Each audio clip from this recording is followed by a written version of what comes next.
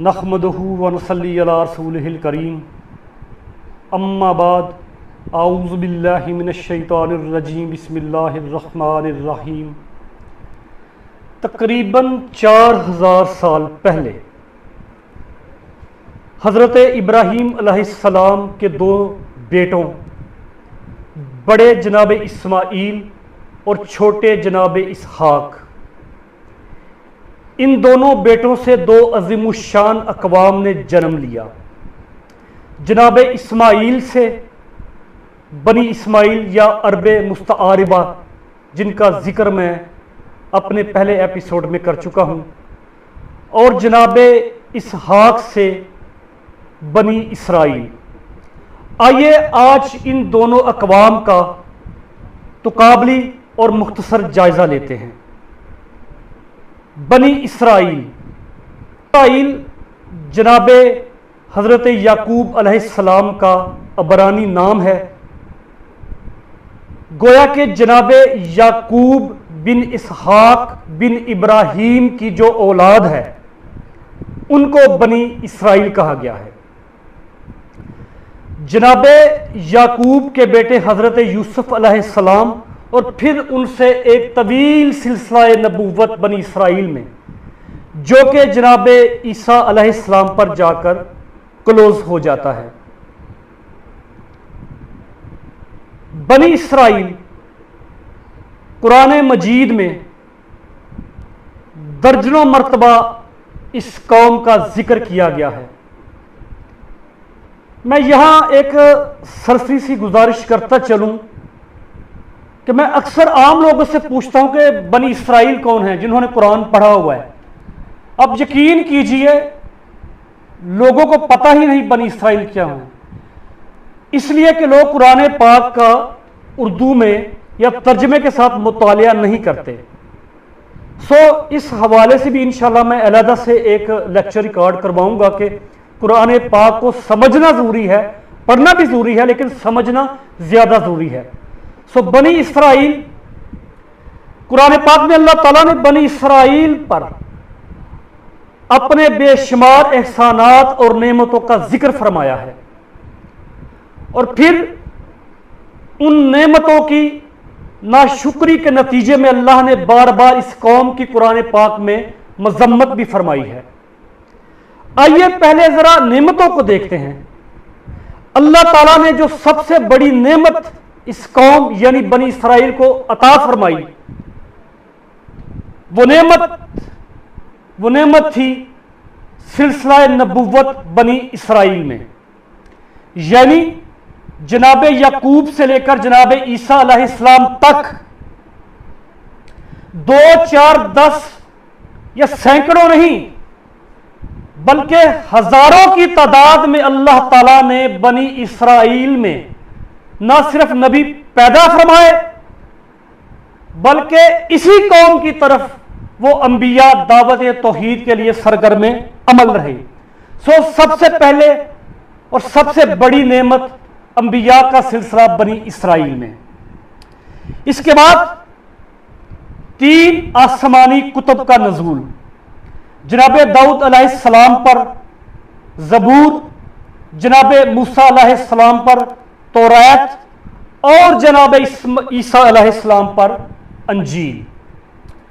اس کے علاوہ اگر قرآن پاک کا آپ مطالعہ کریں، دیگر نعمتیں میں چند ایک کا یہاں پہ سرسری سا ذکر کروں گا۔ بنی اسرائیل کی ڈیٹیلز کے حوالے سے انشاءاللہ میں ایک علیحدہ سے ایک لیکچر ریکارڈ کرواؤں گا۔ دیگر نعمتیں، یہ وہ قوم ہے جس پر فرعون اتنا ظلم کرتا تھا کہ ان کے ہاں جو اولاد نرینہ یعنی کہ جو بیٹے پیدا ہوتے تھے ان کو وہ قتل کروا دیتا تھا اور بیٹیوں کو زندہ رکھتا تھا۔ اللہ تعالیٰ نے اس قوم کو فرعون کے اس عذاب سے نجات دلائی۔ اس کے بعد اس قوم نے اپنی آنکھوں سے دیکھا کہ اللہ تعالیٰ نے سمندر کو چیرا اور فرعونیوں کو غرق کیا۔ اللہ تعالیٰ نے بنی اسرائیل پر من و سلوہ آسمان سے اتارا، اور یہ قوم جب تپتے ہوئے صحراؤں میں بھٹک رہی تھی تو اللہ تعالیٰ نے اس قوم پر مسلسل بادلوں کا سایہ رکھا تاکہ انہیں دھوپ کی حرارت محسوس نہ ہو۔ یہ میں آپ کو قرآن پاک کی باتیں، اور قرآن پاک میں بنی اسرائیل کی زیادہ جو ڈیٹیلز ہیں، جو ڈیٹیلڈ واقعات ہیں، وہ سورہ البقرہ میں، سورہ آل عمران میں اور دیگر صورتوں میں بھی چیدہ ملتے ہیں۔ سو یہ اللہ تعالیٰ کے نزدیک اس زمانے میں یہ اتنی لاڈلی قوم تھی۔ اس کے علاوہ بھی بہت ساری نعمتوں سے اللہ تعالیٰ نے اس قوم کو نوازا۔ اب آ جائیے اس قوم کی ناشکری اور نافرمانی کی طرف، جیسا کہ قرآن پاک میں ہم پڑھتے ہیں، ہم دیکھتے ہیں، مطالعہ کرتے ہیں۔ یہ وہ بدنصیب قوم ہے، نہ صرف قرآن کے مطابق بلکہ بائبل میں بھی یہ بات لکھی گئی ہے کہ اس قوم نے بے شمار انبیاء کو شہید کیا، قتل کیا۔ اس سے بڑی ناشکری اور اس سے بڑا جرم اس کرۂ ارض پر کچھ نہیں ہو سکتا کہ انبیاء کو قتل کرنا۔ مختلف روایات میں مفسرین نے یہاں تک لکھا کہ ایک دن میں 43 73 بلکہ اگر آپ علامہ جلال الدین سیوطی علیہ رحمہ کی تفسیر پڑھیں تو وہ تو یہاں تک فرماتے ہیں کہ اس قوم نے ایک دن میں 1300 سے زیادہ انبیاء کو شہید کیا۔ سب سے زیادہ اور بڑا جرم اس قوم کا انبیاء کو قتل کرنا تھا۔ اس کے بعد آج ان کی توحید سے محبت۔ میں صرف جناب موسیٰ کے دور کی باتیں کرتا ہوں۔ جناب موسیٰ علیہ السلام چند دن کے لیے کوہ طور پر جاتے ہیں اور ان کے بھائی جناب ہارون علیہ السلام نبی قوم کے اندر موجود ہیں، اور ان دو انبیاء کی موجودگی میں اور یہ ساری نعمتیں دیکھنے کے بعد یہ قوم بچڑے کی عبادت شروع کر دیتی ہے۔ آپ ذرا اس قوم کا اندازہ لگائیے جس پر اللہ نے انبیاء نازل کیے، آسمانی کتب کا نزول فرمایا، اور جناب داؤد علیہ السلام، جناب سلیمان علیہ السلام کے دور میں اس قوم کو بادشاہ عطا کی، لیکن اس قوم کی ناشکری اور نافرمانی دیکھیں، انبیاء کا قتل اور بچڑے کی عبادت۔ اس کے علاوہ قرآن پاک میں اس کی اور بہت ساری نافرمانیاں، ان کے ظلم بہت ڈیٹیلز ہیں، رشوت خوری وغیرہ وغیرہ، وہ انشاءاللہ میں نے عرض کیا کہ بعد میں کہیں میں اس کو انشاءاللہ تعالی ریکارڈ کرواؤں گا۔ سو بنی اسرائیل کی نعمتوں اور ان کی ناشکریوں کا ذکر کرنے کے بعد، اور میں یہاں یہ بھی عرض کرتا چلوں، تقریباً جناب اسحاق سے لے کر جناب عیسیٰ علیہ السلام تک یہ 2000 سال کا عرصہ ہے جس میں ہزارہ انبیاء تشریف لائے اور آسمانی کتب کا نزول ہوا۔ اب ہم دیکھتے ہیں کہ ان 2000 سال میں عرب کی طرف بنی اسماعیل یعنی کہ عرب مستعاربہ جو ہیں ان کا رویہ کیسا ہے، یہ ایک کمپیریزن ہے، ایک تقابلی جائزہ ہے۔ جناب اسماعیل علیہ السلام سے لے کر نبی آخر الزمان حضرت محمد مصطفیٰ صلی اللہ علیہ وآلہ وسلم تک تقریباً 2500 سال کا عرصہ ہے۔ اس 2500 سال کے طویل عرصہ میں جناب اسماعیل سے محمد صلی اللہ علیہ وآلہ وسلم تک اس خطے میں اس قوم عرب پر نہ کوئی نبی آیا، نہ کوئی پیغمبر آیا، نہ کوئی نیا تجدید عہد توحید آیا، نہ کوئی آسمانی صحیفہ، نہ کوئی آسمانی کتاب، نہ اس عرب کی قوم نے سمندر پھٹتے دیکھے، نہ اس قوم پر من و سلوہ اتارا گیا۔ لیکن اگر آپ تاریخ کے اوراق الٹ کر دیکھیں، آپ اگر تاریخ کو پڑھیں تو تقریباً 2100 سال جناب اسماعیل سے، تقریباً 2100 سال یہ قوم عرب یا عرب مستعاربہ یا بنی اسماعیل تقریباً 2000 سال سے زائد عرصہ کسی نہ کسی صورت میں مضبوطی کے ساتھ توحید کے ساتھ جڑے رہتے ہیں اور اللہ کے پاک گھر کعبہ کی تعظیم و تکریم کرتے رہتے ہیں۔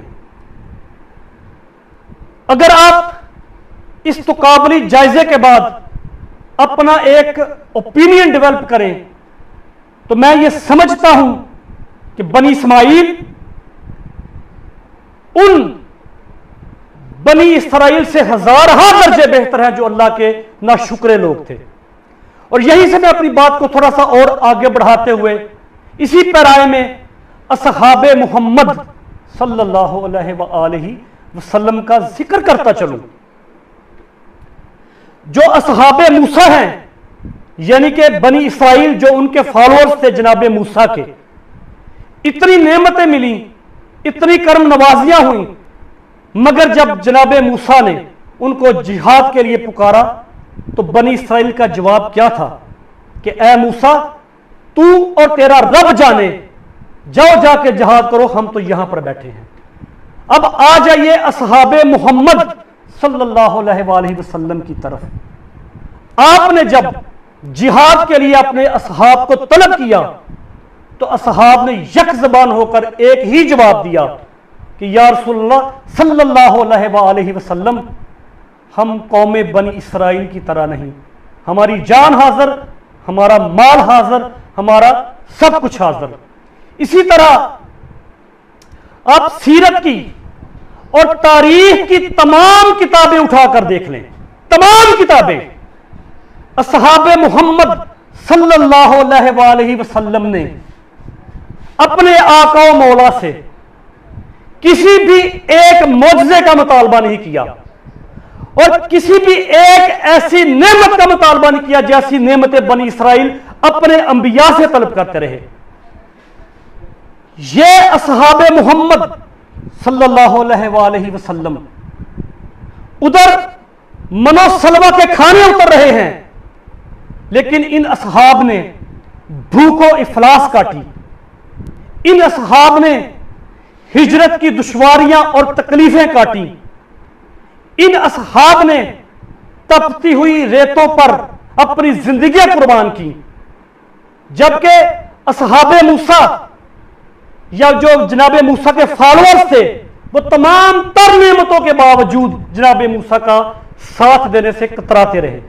سو ان دونوں باتوں کو سمپ کرتے ہوئے میں اپنا جو اوپینین دینا چاہتا ہوں آج کی اس لیکچر کے اینڈ پر وہ یہی ہے کہ میرے نزدیک، اللہ مجھے توفیق دے، اللہ میرا سینہ کھولے، میرے نزدیک اگر کمپیریزن کیا جائے تو بنی اسرائیل، عرب مستعاربہ، بنی اسماعیل اور عرب مستعاربہ بنی اسرائیل کے ان ناشکرے اور نافرمان لوگوں سے ہزارہ درجے بہتر ہیں۔